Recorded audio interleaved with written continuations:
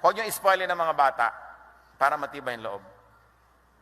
Sanayin nyo kahit may pera kayo, kumisang konti lang baon.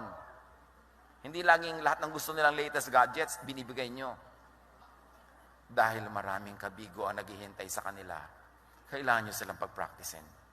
You will not always be there to protect them. Ang ipamana nyo sa kanila, matibay na loob. Hindi maigagapi ng anumang bagay.